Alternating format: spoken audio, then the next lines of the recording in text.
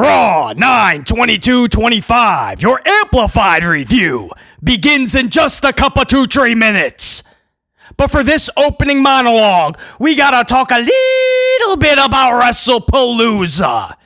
I know, the last thing you probably want to talk about, coming off of that atrocity they called a PLE on Saturday.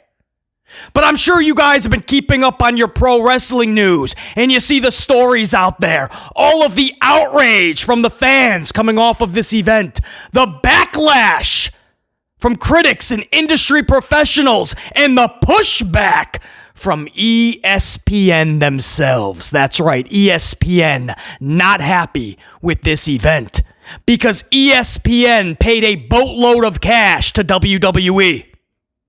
And WWE did what they always do.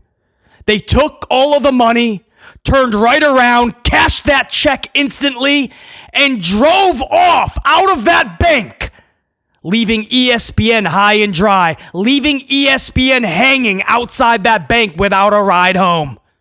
WWE drove off and said, "Deuces, we out, we came, we saw, we conquered, Veni Veni Vici." We got what we came here for, the boatload of cash.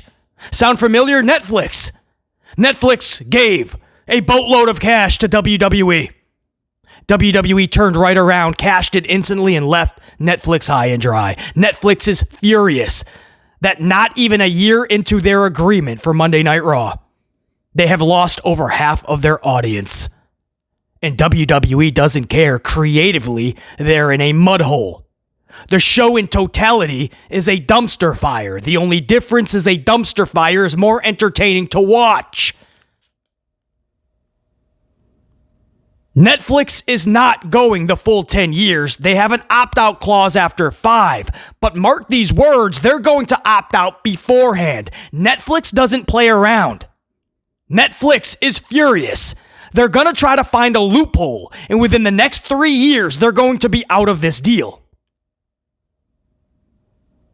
Netflix has been known to boot shows that are doing good on their streaming service. We won't even talk Fox and the boatload of cash that Fox gave WWE.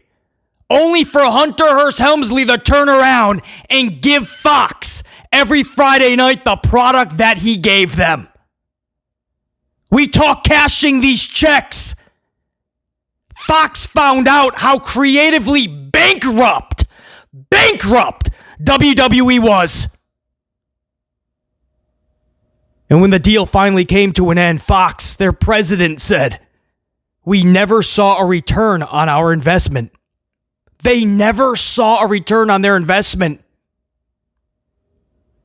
Business is supposedly booming. You're seeing a trend, right? WWE is the only one making all of this money. What's happening is they're burning bridges in the process. Fox has already said never again. They're on their last leg with NBC Universal. NBC Universal wanted nothing to do with Raw. They saw it was a sinking ship. They thought maybe we can salvage this with SmackDown. Did you see the ratings? Did you see their new average? Their new average is a 1.3. Lowest average of all time. They hit a 1.1 just a few weeks ago. If it wasn't for AJ Lee bringing them back to a 1.4, they probably would have hit 1 million the week after. But their new average, they're going faster and faster toward that 1 million mark. This is it for NBC Universal, I assure you. Netflix, furious. They're burning bridges. ESPN, after one event, it took one event. ESPN just asked one thing from WWE. We'll give you a boatload of cash. Just put on a massive event. Make it star-studded. Give the audience enough matchups, enough matches they really care about. And really put your all creatively into the show. Can you do that for us? Because we're just launching the streaming service. We want this to be a massive hit. We're really counting on you, Hunter Hearst Helmsley, Paul Levesque McMahon. We're really counting on you.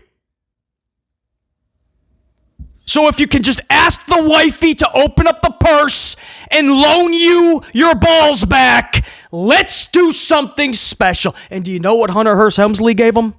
Brock Lesnar and John Cena with no storyline. None.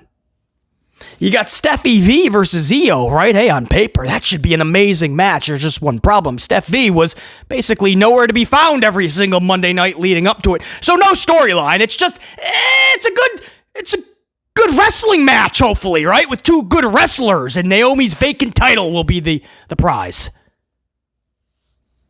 How about the Usos and the Bron? Yeah, is that going to make you spend $30 every month? Is that going to triple your price and make it justified? You used to pay $10, now you pay $30 to watch the Usos and the Bron. Oh, how about a main event of Drew McIntyre and Cody Rhodes for 10 minutes? Cody will keep his title. I don't think anybody thought that wasn't going to happen. Hunter Hearst Helmsley promised surprises, and everybody was going to be shocked by the event. No surprises, no returns. Nobody was shocked. Cody wins, holds up his title, and we all go off the air. And do you know what ESPN gave their own event? This is legit. This is the whole point of this opening monologue, because this is a big story over the last 24 hours. Because ESPN told all of their writers, their journalists, everybody that covers all sports, including WWE, be honest in your critique. Well, what a concept. They said, treat it as any other sport. You just be fully honest with the audience. So one of their main journalist reporters did an article reviewing the show. And no joke, he gave the show a C. This is an ESPN journalist covering the show. He gave the event a C. A C! So forget great, right, which is that A. Forget good, which is a B. He gave it a very average C. That's being generous. That's being generous. Nothing happened on this show you'd ever have to go back and watch again. AJ Lee, Becky Lynch, Rollins, and Punk was the only thing I was looking forward to. And the only thing that semi-delivered.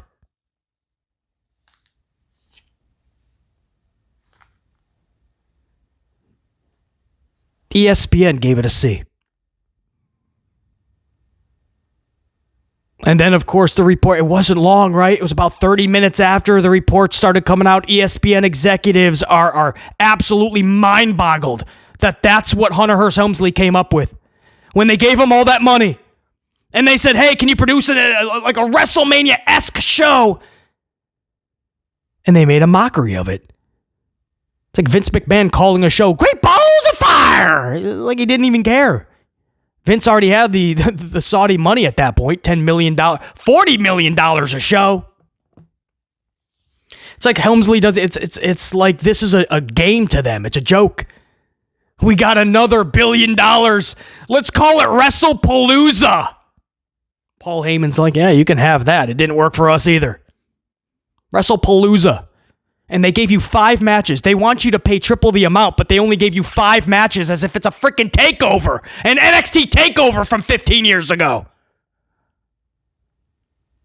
A No Mercy, a Backlash. Bad Blood, those little B-level pay-per-views had more than 5 matches.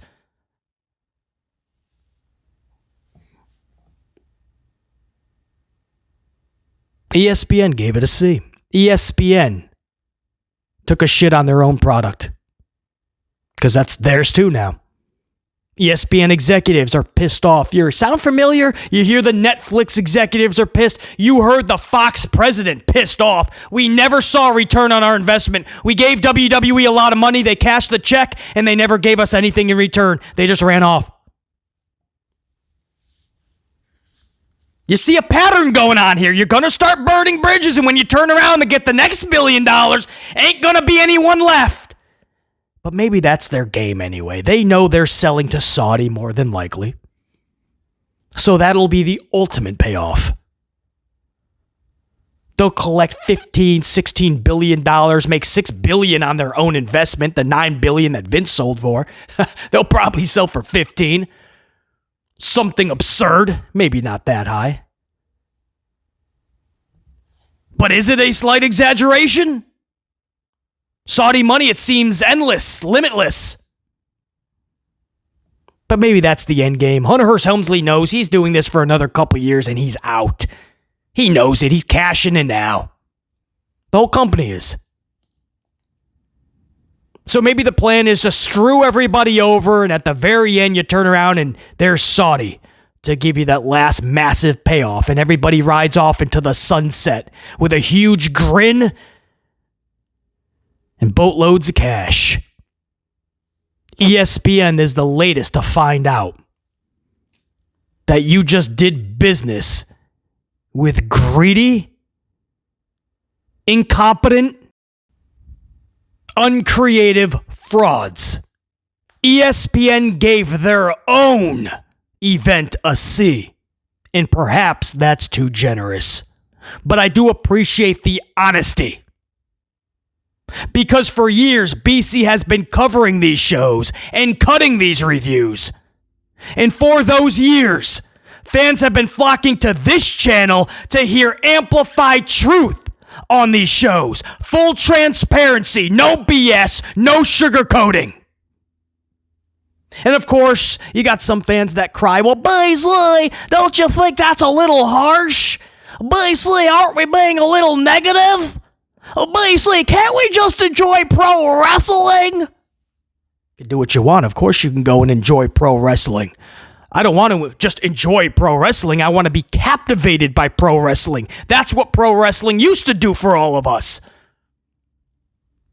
I can enjoy a banana split. I can enjoy a night with the old lady. I can enjoy a couple 2-3 hours in the gym. I want to be captivated by my entertainment. That's why I would go and spend money to watch a movie. I don't want to just enjoy a movie. I want to be captivated by it. And even more so with my pro wrestling. Everybody likes to go, oh, it's not the Attitude anymore. Attitude Era. We have to move on from the Attitude Era. Why does it always just have to be the Attitude Era? That's not what we're talking about when we say that we used to get really good professional wrestling shows. I could go even before that with the Golden Era. That's when we were getting matches like Marty Jannetty versus Fiddlesticks Francis. Rick the Model Martel was having a match with Dipshit Dugenheimer. Danny Dipshit Dugenheimer. Just jobber matches. But you had larger than life characters and you had storylines. Storylines. So even if a wrestler wasn't jumping off the page, you know, if it is a Rick Martel or a Marty Jannetty, maybe it's the Mountie. Maybe it's Doink the Clown. But they're involved in something that is entertaining. Doink just ripped his arm off and he's beating Crush with his arm. He's an evil clown. His arm wasn't real. He ripped it off and he started beating Crush with it. That was a real thing. That's fun. Come on. We're not always going back to the Attitude Era, folks. Before the Attitude Era, it was... To say better than this would be a massive understatement. Not even in the same ballpark. I would take the Golden Era back in a blink of an eye. After the Attitude Era, it was called the Ruthless Aggression Era. Not as good as Attitude, sure, but still really good. I would take Ruthless Aggression back in a nanosecond. I don't know what this era is. We've already given it 10 names. The Fruit Roll-Up Era, because every match is ended with a fruit roll-up, it seems.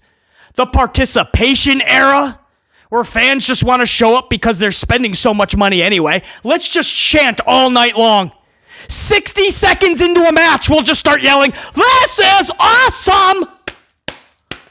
This is so damn awesome!"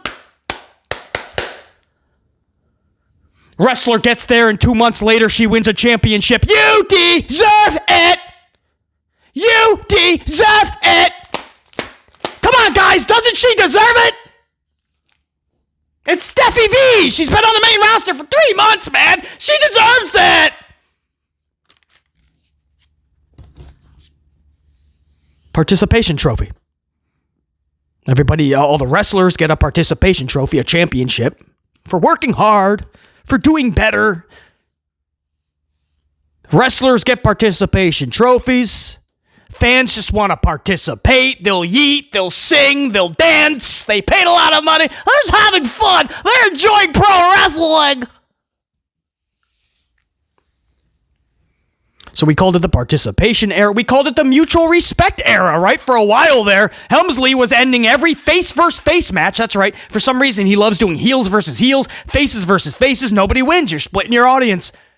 But remember, even heels and faces would shake hands. But after every match, everybody would shake hands. They even had Gunther, the heel, shaking hands with Randy Orton.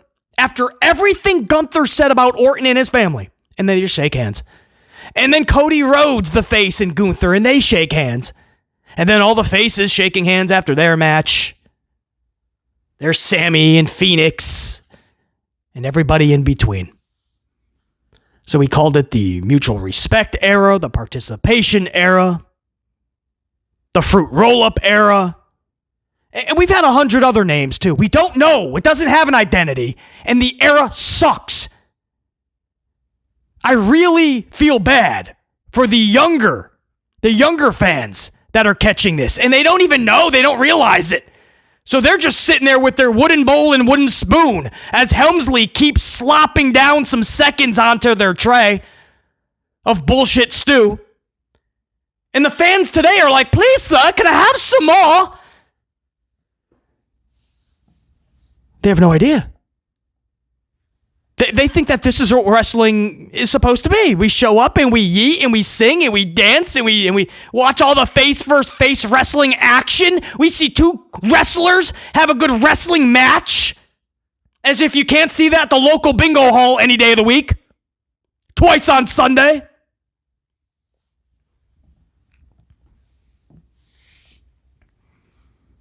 I don't even know what this era is.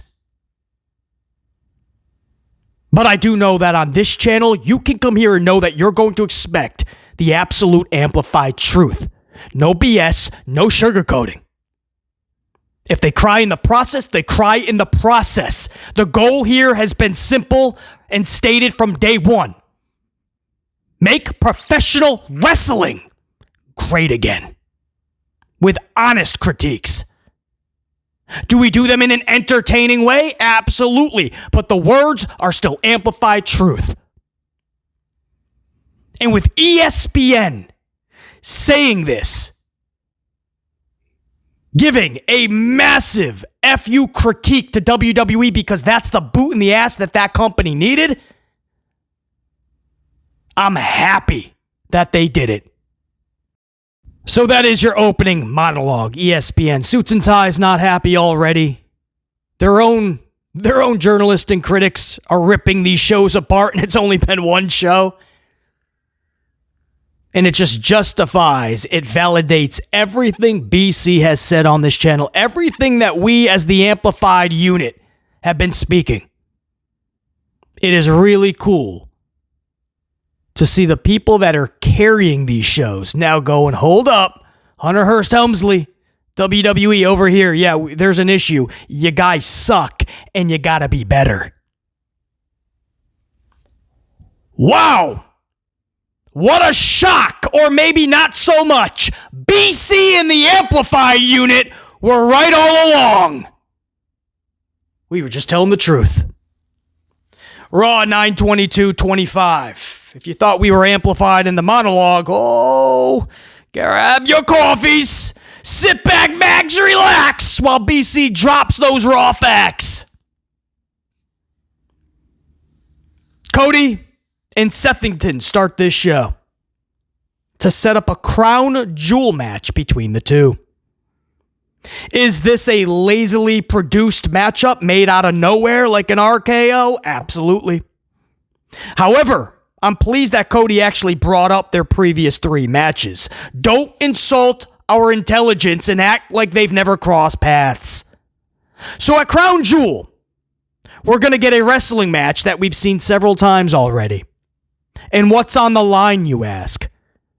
Which title, BC? Or is it going to be both titles? Well, the word that we're getting is that no title is going to be on the line. It is a ring. Just a ring that you put on your finger. Like the one that Cody won the last time. Was that like a tournament, I believe? Kind of like those best in the world tournaments. Or maybe he just won it by winning a singles. I don't even care. That's how forgettable it was. But Seth will take on Cody. Champion versus champion to get a ring. Why should you care? Because one of these dudes is gonna get a ring on his finger! Wow, man. This is gonna be a massive story. I can already see all the entertaining factors that WWE could go with, right? Like right after the match, if Seth loses, maybe Seth gets on his knee and he gets in a proposing position and he puts the ring on Cody's finger. Will you be my Crown Jewel champion? And Cody says yes, and there's pyro. And they embrace in a big hug. Cody gets a ring. Or Seth gets a ring and they both have a ring, and then next year at Crown Jewel, they can wrestle again and it'll be the rubber match. Whoever wins is going to have 2 rings. And then why stop? We can go like Tom Brady and just see who can hit 7 first. They're wrestling for a ring. A match we've seen so many times in the past.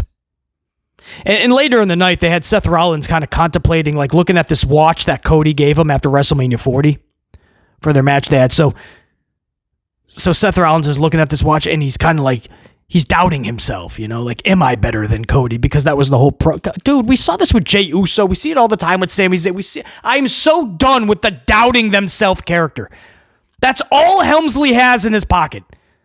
We're going to have you doubt yourself. And that's going to be the storyline. Like, you're just going to doubt yourself. They did it with Gunther. You remember Gunther is just like, his whole character is, I'm full of myself because I know how damn good I am.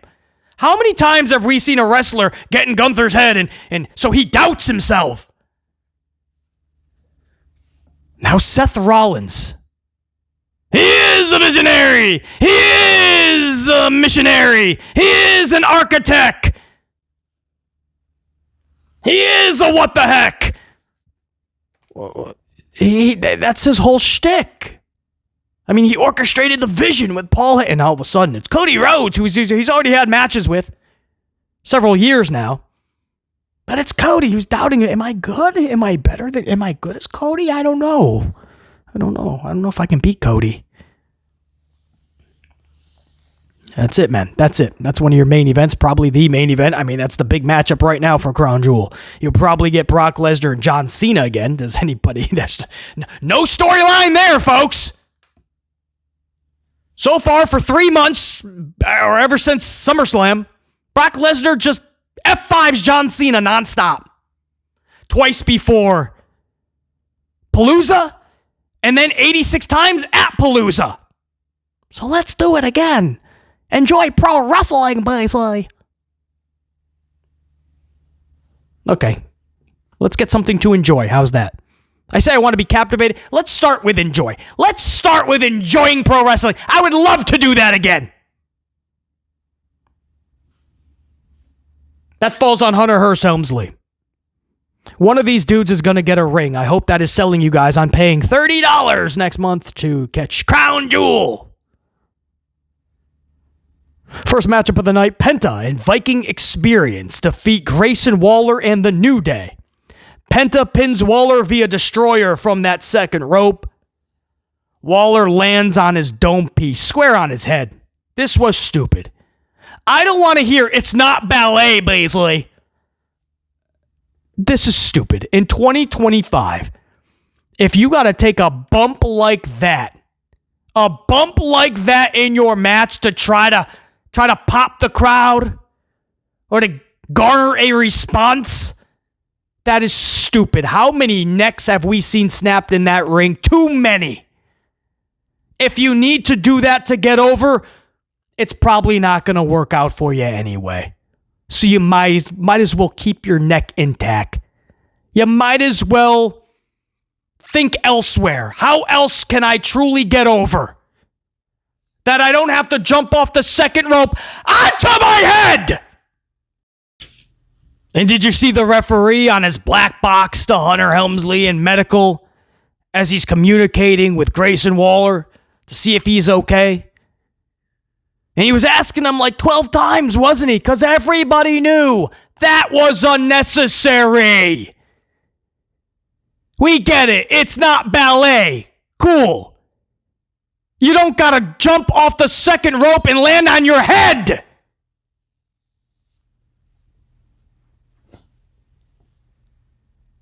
I can't with all for these stupid ass moves so the crowd can go, whoa, what's next?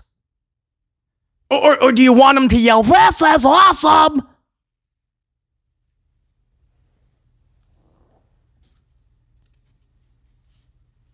Next, Steph V. In a promo, middle of the ring, Stephanie, the new champion for Naomi's vacated title. She defeated Io at the Palooza. So Stephanie's got a mic. Adam Pearce introduced her. Adam Pearce was middle of the ring with her.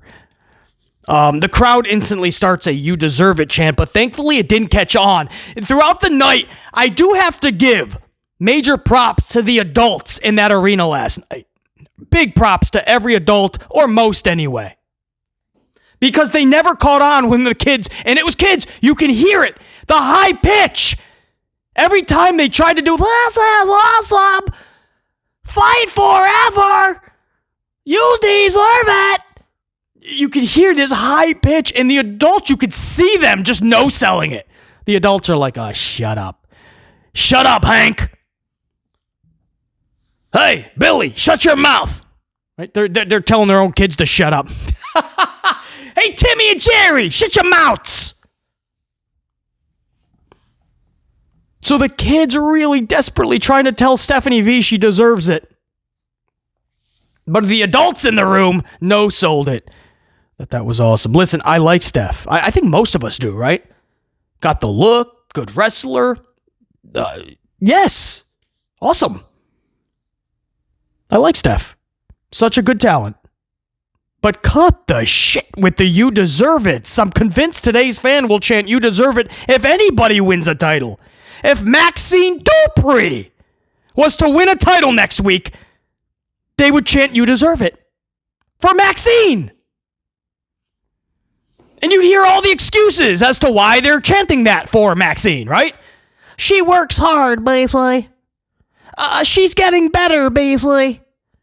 She's been there for a while, basically. This is how far the bar has fallen. This is how low that bar is these days. These are real. That's not just for a joke. That's not for a laugh. That's what you hear these days. He or she got better. They should put the strap on him. He or she works hard. Put the strap on him. He or she's been there for a while. Put a strap on him.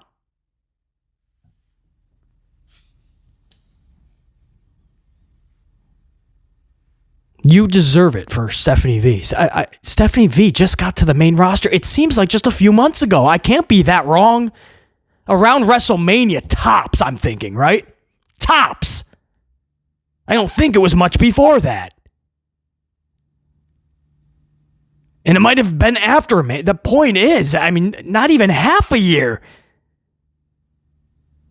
And you could come up with, well, BC, maybe they're thinking about her NXT day. Okay, that wasn't even that long. She wasn't in NXT that long. Well, BC, now they're going to her time in Mexico, and when she wrestled a little bit in Argentina, and then she went to Japan for 2 months. But BC, it's collectively is what are you talking about? It's a bunch of fucking 12-year-olds screaming it because they found out she just won a title. And that's what they chant. Now back to this promo. This was an odd promo. No real substance. Nothing happened. No one came out. And then Adam Pearce just screamed because the crowd was so quiet. They didn't know where this was going live. We Wherever you were watching, you're probably thinking the same thing. Where is this going? Who's coming out? Like, what is this leading to? Because this is not entertaining right now.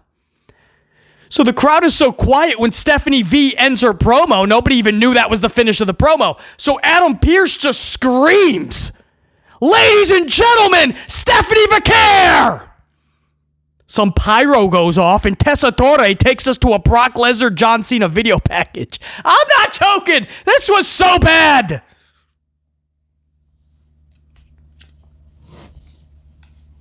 Let's stick with the ladies. Weird Bayley. That's what I'm going to call this character. Weird Bayley pins Roxanne Perez via Rose Plan. Post-match, Lyra Valkyria goes to hug Bayley, and Bayley shoves her to the canvas. Lyra is shocked. Why is Lyra shocked? Bayley has 86 personalities. That's this new character. I can't stand this, to be honest. When we first saw this last week, everybody was like, "Oh, this could be amazing. This is going to be so good. Oh, man, Bayley's going to be the best thing on the show." I was like, I must be the only one who was like, this is going to be stupid. This is not a character. Because Bayley can't play this off. You have to really be able to play something like this off. Bayley is just switching from one thing to the... I can't even follow along. I don't even think Bayley understands or knows which character she's turning into. And it's not like Hugger was ever really established anyway. Or the role model. Or whatever version this was. Before this whole weird transformation. Man, if you guys are digging it, salute. More power. Listen, all the best with this. But BC has not been on board from day one. Last week. After what I saw this week, this is stupid. Lyra is looking up at her after she got shoved, absolutely shocked. "Oh my goodness, my good friend just shoved me." Wait a second. This is what I mean. There's no continuity in this company, and they don't even care. They don't even realize it. Or they think their audience is so damn stupid, they're not going to ask questions. Maybe a lot of them, not on this channel. Wasn't Lyra the one who was telling Bayley to back off? "I want nothing to do with you"? Yes! Lyra wanted nothing to do with Bayley. Now that Bayley has 100 personalities, now I want to be your best friend and hug you. Lyra went for a hug last night. Now that she knows Bayley is supposedly crazy. What the hell? This is like teenagers again. And the girl's got a crush on the dude, but the dude will pay no attention to that girl. So it makes her want him even more. And then finally the guy's like, "Ooh, all right, let's date." And he gives the girl attention and acknowledges her. And now the chase is over. So it's not as fun. So the girl wants nothing to do with the guy anymore. It's like, what is Lyra doing? You want nothing to do with her? And then all of a sudden she gets all weird and wants nothing to do with you. And then all of a sudden now you want something to do with her.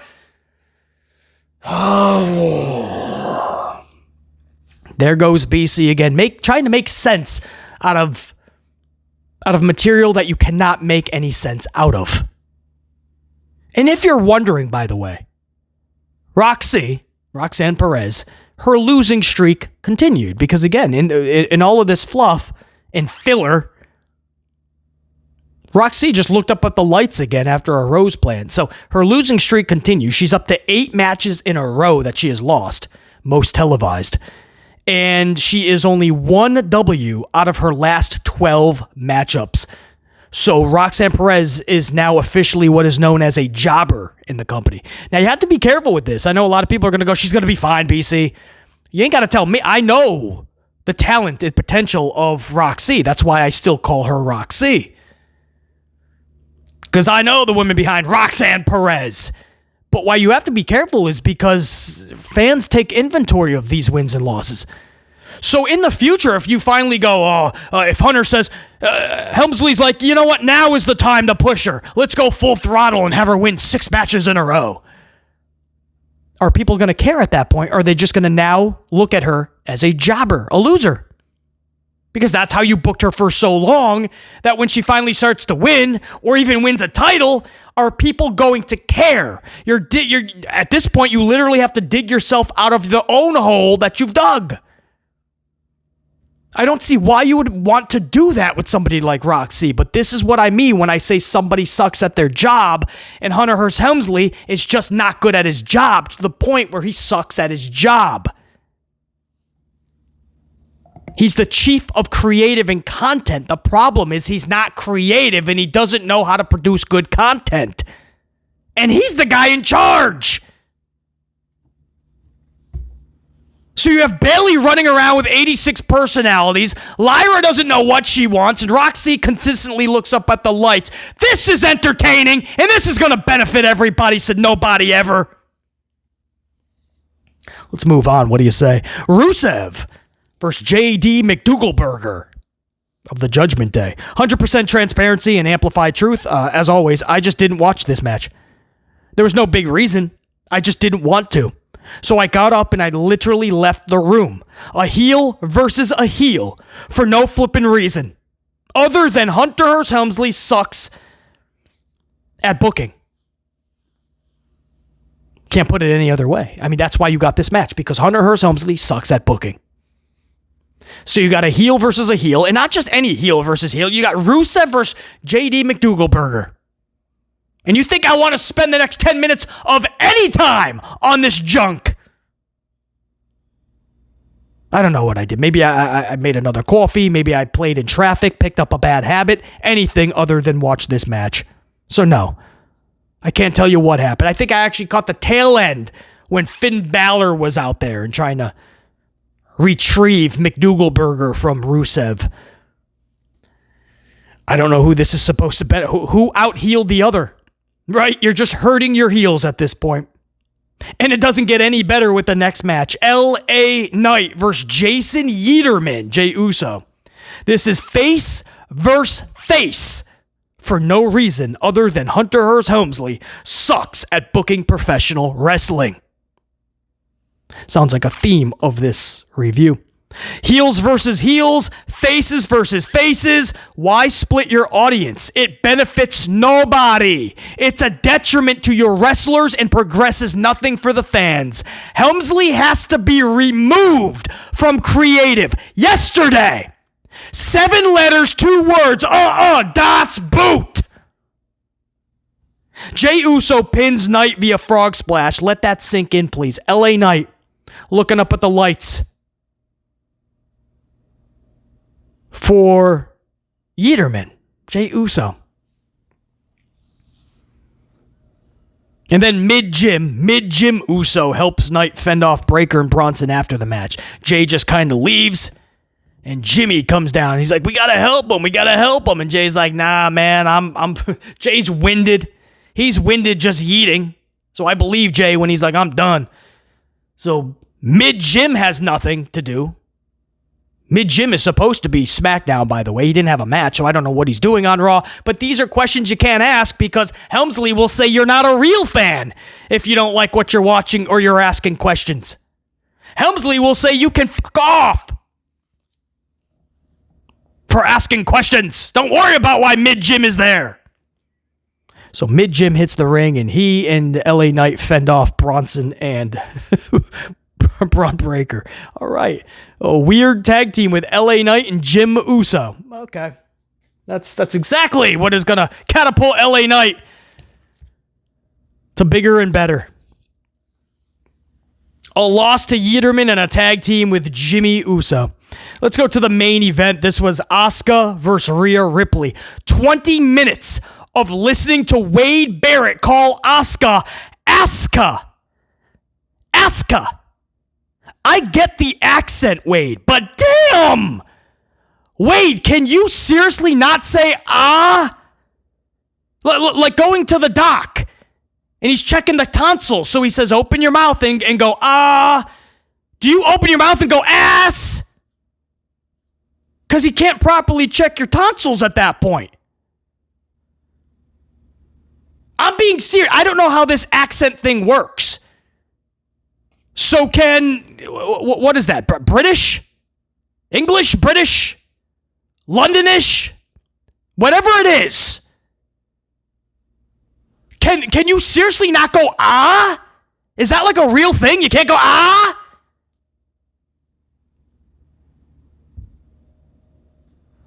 Asuka! Asuka! Asuka is literally not her name. There's nobody on the roster called Asuka. And what do you want to ask her? I had you. What do you want to ask her? I want to ask her a few questions if you don't mind. Clearly, BC needs more coffee.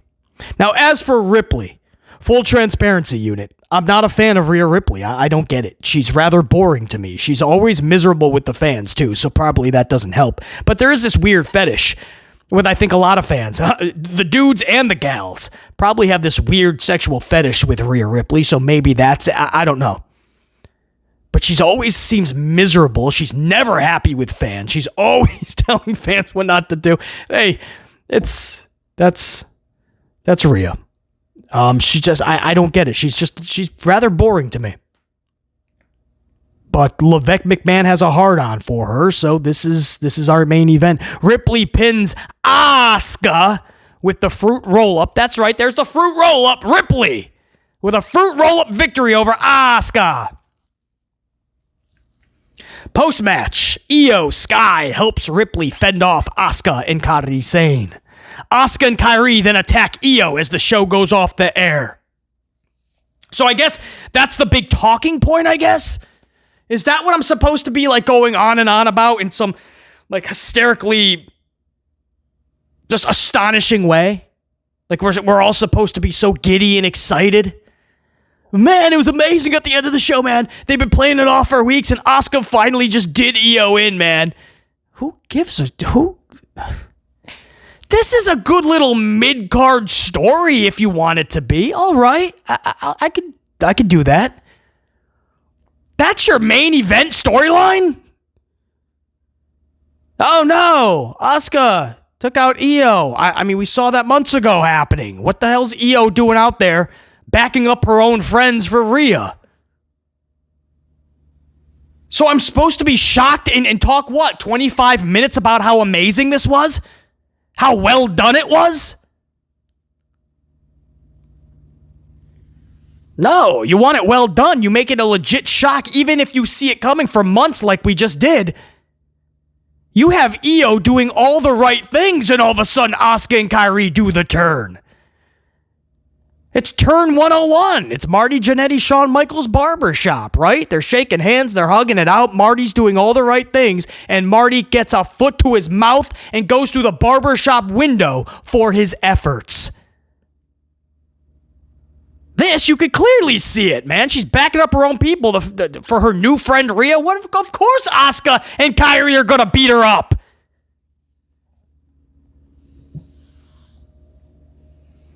So that's Monday Night Raw. I don't, you know, it's really cool that ESPN came out and not just the C grade in the article that they wrote, but also what we're hearing backstage is that the suits and ties are not happy and they're making it known to WWE. That's what you need to hear, man.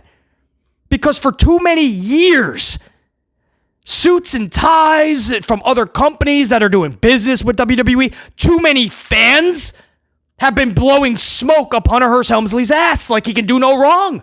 It's almost like fans are getting a paycheck from WWE. Like, I didn't understand. Why? Are you propping up Helmsley when he's giving you nothing and charging you more? He's charging you more and more and giving you less and less. And there's excuses. Well, it's TKO, basically. It's not. Helmsley is TKO. They're hand in hand. Where you see Nick Khan speaking or Shapiro, the COO, you most likely are going to have Helmsley shoulder to shoulder. It's always the case. Helmsley should be more just creative content and talent because that's his job title. But it's clear he's another spoke on the wheel for TKO, collecting more and more money, making these decisions and laughing at everybody afterwards when he knows he's giving us garbage. Helmsley has never liked the fans. You can go back years and years. He's always, quote, picked on the fans. Remember the Mark promo that he cut many years ago in the ring? That's always how Helmsley's been. He's always kissed ass to get where he's gotten to. Marrying the boss's daughter, up Vince McMahon's ass even before that. Clinging to people like Ric Flair. And Shawn Michaels and people that have the ear of the promoter, in this case Vince McMahon, that's Helmsley in a nutshell. There's no other way around it. These are facts.